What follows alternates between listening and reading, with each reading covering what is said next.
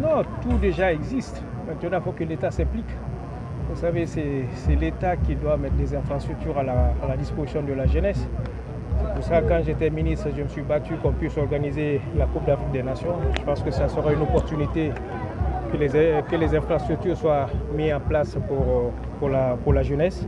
Et j'espère qu'un jour, on verra ces œuvres-là pour la jeunesse. Et après, vous savez, il y a beaucoup de notre génération qui ne sont pas dans les structures, ils ne sont pas des secrétaires généraux ou bien ils ne sont pas des présidents des clubs. Mais il y a certains qui ont des académies, il y a d'autres aussi qui sont dans l'administration. Je pense que chacun a sa vocation. Peut-être la dernière question, la reconversion, c'est une autre question concernant les anciens joueurs. Oui. Nombreux sont ces anciens joueurs qui ont du mal à trouver un point de suite après la carrière de footballeur.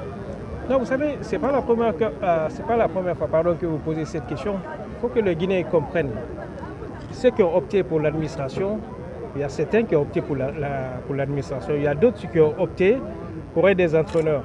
Et quand j'entends un de vos confrères qui disent que les joueurs ils doivent se former, tout le monde s'est formé. Moi, j'ai eu la licence C, mais je n'ai pas la vocation pour être un entraîneur.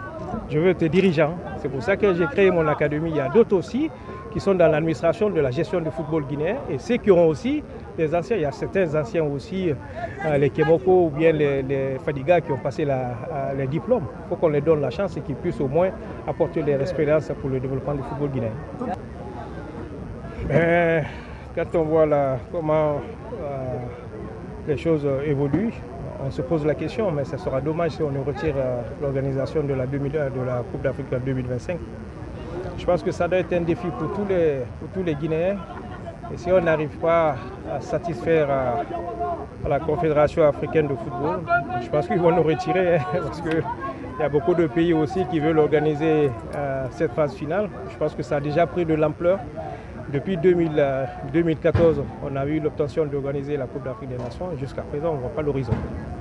Un dernier message, si vous en avez, à l'endroit notamment de la jeunesse, de la nouvelle génération. Ben, bon, vous savez, c'est des passionnés. Et ce que je peux dire aux jeunes, c'est qu'ils ont opté pour les études ou bien pour le sport ou bien pour le football en général, qui se donnent à fond. Et après, la suite, ça viendra. Je leur souhaite bonne chance parce que c'est eux qui sont la relève de ce pays. Merci. Merci. Grand-père. Oh, c'est Grand-père qui m'aidera. C'est Grand-père qui m'aidera. Grand-père qui marque un but pour les siens.